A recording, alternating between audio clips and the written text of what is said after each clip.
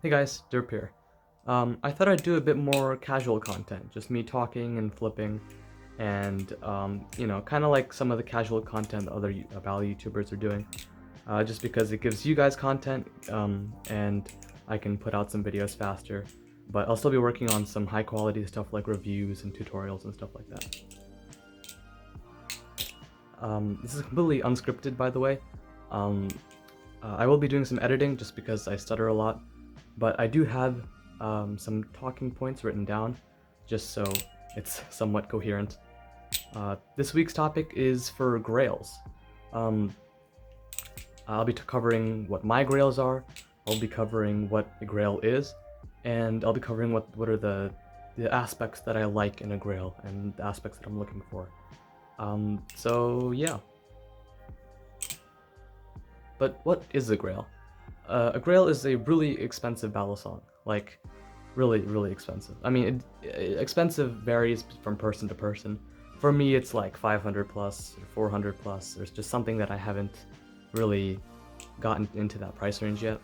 But for some people, it could be like 1K, like the JK Monarch or JK Orca, or even 2K with the Bryworks Konohishi.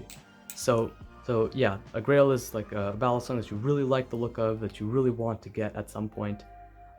Generally, they are really expensive, but it's just one of those Balisongs that it's kind of like your dream Balisong, the Balisong that you could have. Money was no object. So what are the aspects that I look for in a Grail?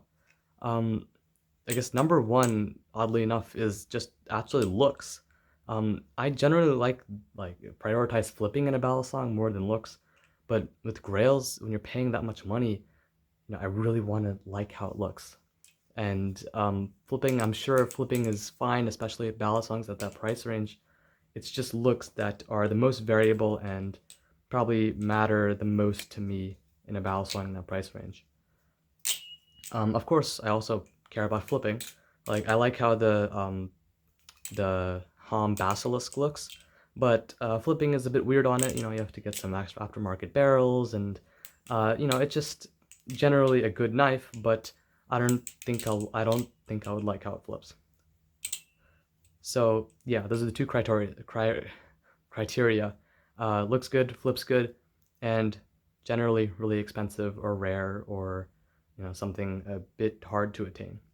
So here's my list. My list of like the top 7 Grails. My top 7 Grails at the time, right now. So first up is the Turbones with a V1 barebones blade. It's a bit of a niche knife. Like it's a very specific knife with a specific blade and a specific handle, but it's just appealed to me. I feel like the barebones design has always appealed to me. It just looks so simple, but also kind of utilitarian and cool to flip. But the problem is that the standard stainless steel barebones is expensive and heavy and doesn't really flip well. But literally every other barebones does flip well. So like the tie bones that BRS makes, the aluminum channel barebones that BRS makes, and the turbones, which is a barebones with aftermarket titanium scales made by Turbo Jackalope. And I feel like the Turbones is the one of the best looking out of all those barebones varieties. And although it is really expensive and kind of rare now because Turbo Jackalope doesn't make any more scales, um, uh, that's honestly why it's a Grail in the first place. I love the look of it. I've always loved the look of it, and it is kind of rare and expensive. So it's one of those Bally's that it'll take some time to get, um, the money for, and it'll take some time to actually find on the secondary market because people don't like to sell those things. People love them so much. Okay, Grail number 2 is kind of related to the Turbones and is the Channel Aluminum Barebones. Can you tell I like barebones? Um, Ever since the Channel Aluminum barebones like released, I just love the design of it. Not only the handles, but just the blade too. I love the blade because it's kind of like a merge between the V1 barebones blade and the V2 Tanto. So I just think it looks really cool, and also heard it flips really well. Some people have been liking them better than Krakens, which is really surprising because the Kraken is one of the best flipping knives out there, especially for that price point. And the Chalub is like only 280. It's only a bit more than a Kraken. So I feel like that's definitely kind of an attainable grail for me. I've never spent that much money on a Balisong. Like I've never been in that 250 range, but it's definitely a range that I'm willing to go into if I find a Chalub on sale or if I find one in the secondary market. I'll probably try to get one. Grail number 3 is probably my first grail when I got into this hobby.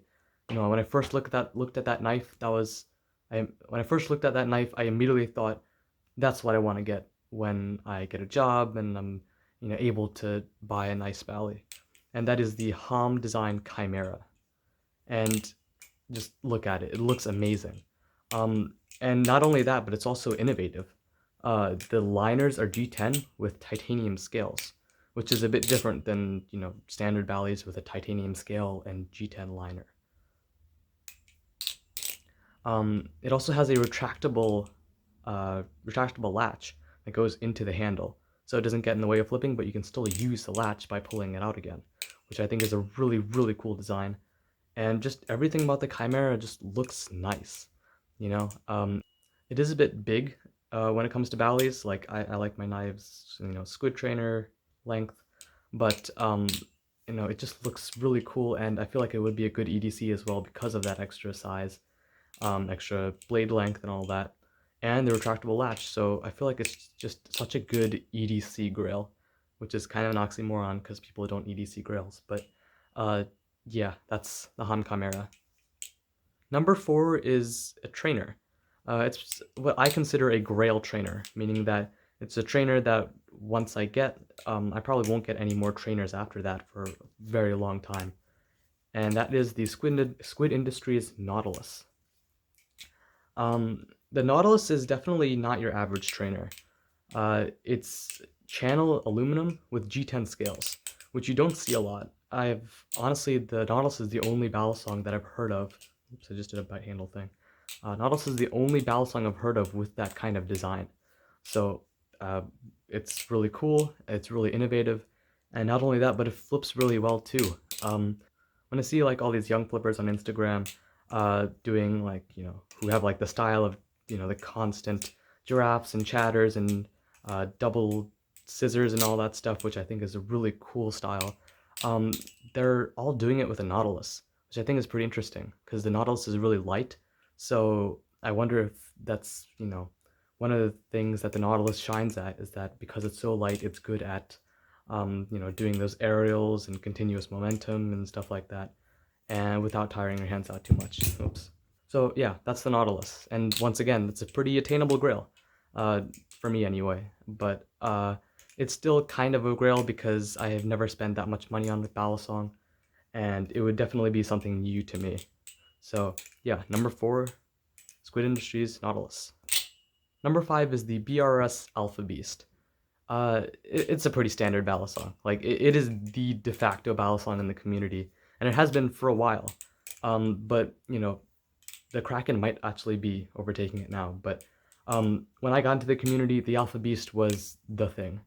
It was the knife that everybody would flip. Everybody would say is the pinnacle of flipping. It's a tank. It's durable. It was good balance. It was made by BRS, which was really good at the time. And again, it was just the de facto Balisong. And I really want to try one. I feel like the design is really nice. Chevrons and the kind of the blade shape that they have going on is really nice, and I just want to know what it flips like.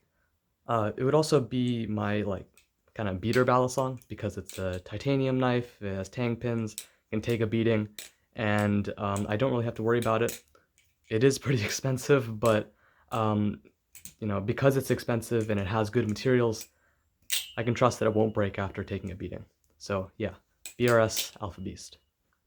The next spot is kind of taken by 2 Ballys that are a bit similar, and that is the Sliff T by Machine Wise and the Marin Light with a Sliff T blade, also by Machine Wise.